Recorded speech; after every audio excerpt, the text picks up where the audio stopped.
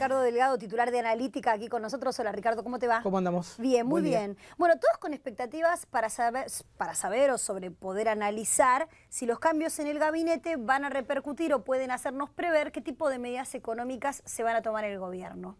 A ver, me parece, María Julia, que es claro que el gobierno ha reaccionado después, el mismo día que la presidenta volvió a sus funciones habituales, hizo un cambio de gabinete profundo. Primera gran lectura. Me parece que el gobierno entendió que el 27 de octubre la sociedad le dijo que por este camino la Argentina iba a tener problemas. Me parece que como primera reacción ha sido positiva. Creo importante que la figura del nuevo jefe de gabinete, de Capitanich, va a ser, augura por lo menos una mayor actividad de la jefatura de gabinete. Capitanich es una persona con gran experiencia política, pero también es una persona que conoce de temas económicos y que puede articular distintos sectores, distintos actores económicos y sociales en esta transición que se inició el 27 o el 28 Fue jefe de Kicillof en una consultora, ¿no? Creo que trabajó bueno, Capitanich tenía una consultora hace ya en los 90 y creo que ha trabajado con Kicillof. Y me parece que Kicillof hay que esperar, digamos, las primeras definiciones.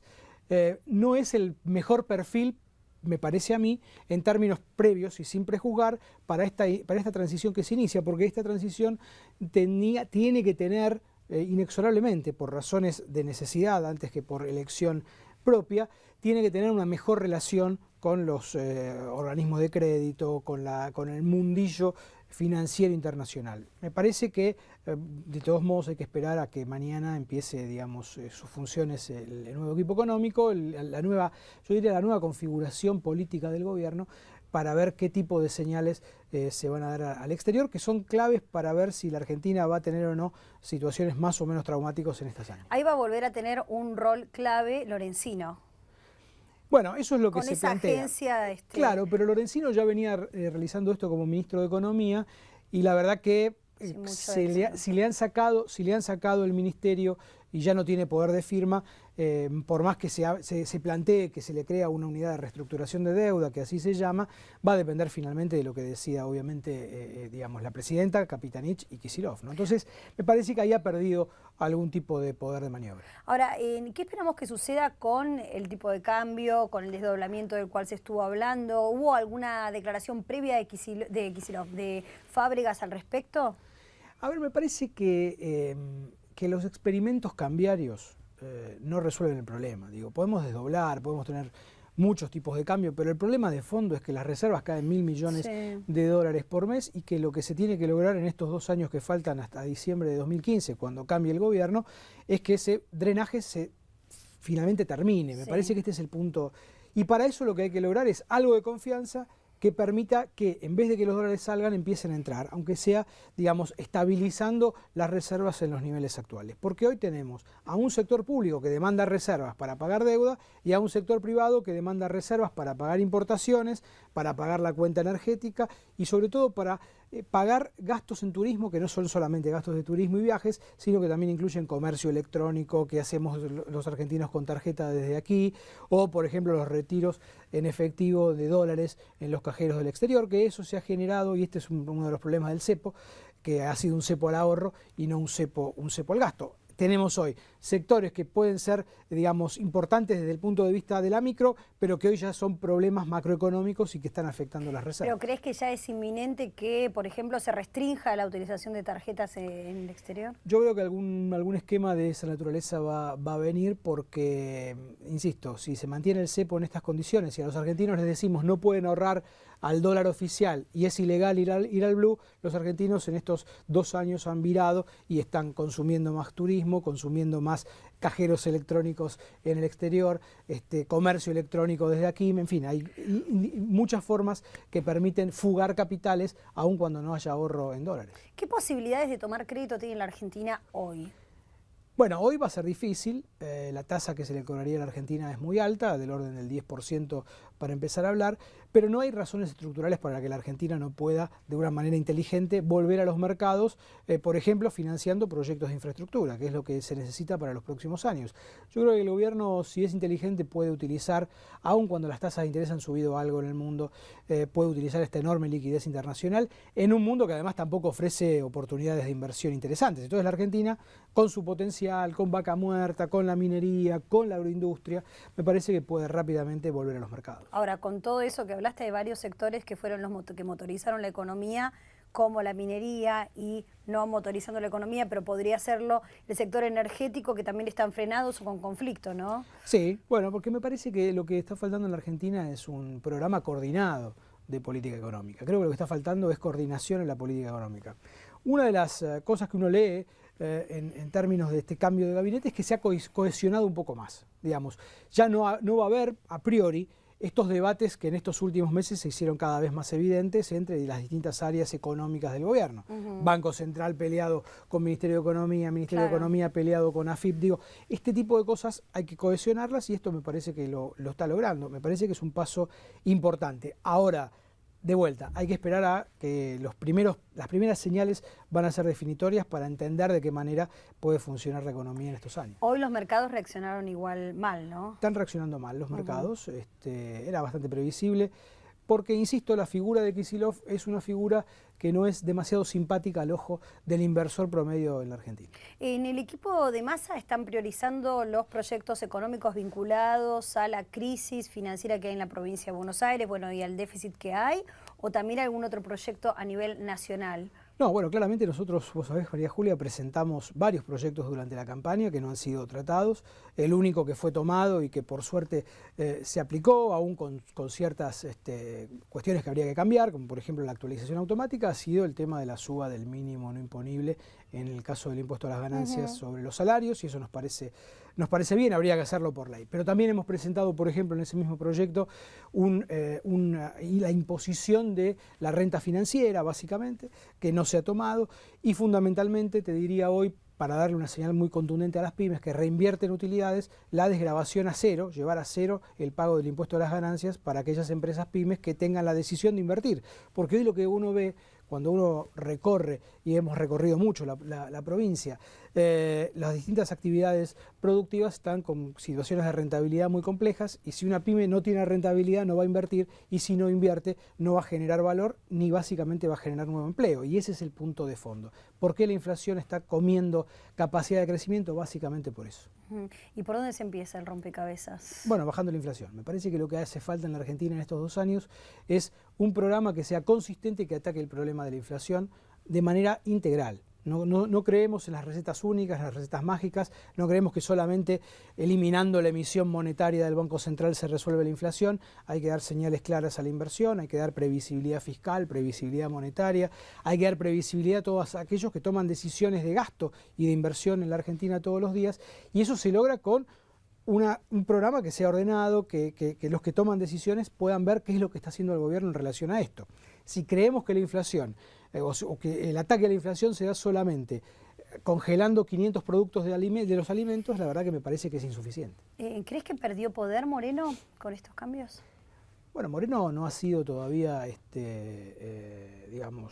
desplazado del gobierno. Yo asumo que Moreno hoy sigue en funciones, y esa me parece que es una señal también bastante negativa en aras de poder lograr una reducción gradual y consistente de la inflación que le permita generar condiciones de rentabilidad y mejores ingresos a todos los sectores. Y el nuevo presidente, mil preguntas, tengo que hacerte como te darás cuenta, ¿el nuevo presidente del Banco Central crees que va a frenar la emisión monetaria? ¿O que se va a detener, se va a lentear algo? Yo lo respeto en lo personal, me parece que ha sido un funcionario con amplia experiencia por muchos años en el Banco Nación, que entró como cadete y terminó como presidente del banco, una persona que conoce mucho el sistema financiero y que manejó el Banco Nación en estos últimos años, el banco más grande de la Argentina. Pero la decisión política lo excede, digo. Si el gobierno va a seguir emitiendo como lo viene haciendo para financiar al Estado, dependerá de la decisión que en términos políticos se tome sobre tener o no déficit fiscal. ¿Y cuál es la situación, cambiando y volviendo a la política, de la provincia de Buenos Aires? Bueno, la provincia de Buenos Aires es una provincia que está intentando resolver sus problemas estructurales aumentando la carga impositiva y aumentando el endeudamiento. Y eso es lo que desde el Frente Renovador nosotros le decimos que no. Al gobernador Scioli le decimos, hay manera y hay recursos de resolver los problemas, no aumentando impuestos ni aumentando la carga de deuda, porque eso es lo que está planteando ¿Qué el recursos hay? presupuesto. Porque cuando uno escucha a los funcionarios de la provincia de Buenos Aires dicen, es una provincia ingobernable y es imposible a su vez financiarse sin ayuda del Estado Nacional. Bueno, primero pidiendo y reclamando los recursos que los bonaerenses, claro, que los bonaerenses han perdido en las últimas reformas, digamos, vinculadas al reparto de impuestos, la coparticipación, por ejemplo, actualizando el Fondo del Conurbano Bonaerense, que fue creado en la época de Menem y que está congelado desde entonces. Hay enormes posibilidades de discutir, pero de lo que se trata es de tener un gobernador que se siente con el gobierno nacional a discutir estos temas. La provincia de Buenos Aires no tiene ese gobierno, por desgracia, y trata de trasladar su inacción y su incapacidad para resolver los problemas con el gobierno nacional a los bonaerenses que trabajan todos los días y que pagan sus impuestos. ¿Y tienen capacidad de presentar y promover, e incluso mayoría o con alianzas, proyectos propios en el Senado de la provincia, tengo entendido? Sí, ¿no? sí, claro, exactamente. Por supuesto no hay mayoría absoluta, pero sí con acuerdos con otras bancadas se puede lograr. Vale la pena también decir que, salvo el caso del endeudamiento, el gobierno provincial tiene posibilidades de aprobar el aumento impositivo, que no requiere de mayoría calificada, 2/3, que sí requiere el endeudamiento. Entonces también esta idea de que ponemos palos en la rueda para la gobernabilidad en la provincia de Buenos Aires no es cierto, digamos. Ciertamente lo es para aumentar el endeudamiento. ¿Y qué subas impositivas se vienen en la provincia? Bueno, a ver, primero, en el año 2012 la provincia ya sancionó una suba, digamos, importante de diferentes impuestos, el inmobiliario rural, el inmobiliario urbano, automotores.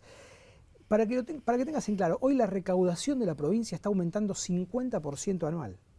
25% es la inflación, o sea, 25% por encima de la inflación. Y aún así el gobierno bonaerense dice que no tiene recursos para poder desarrollar su gestión de manera eficiente.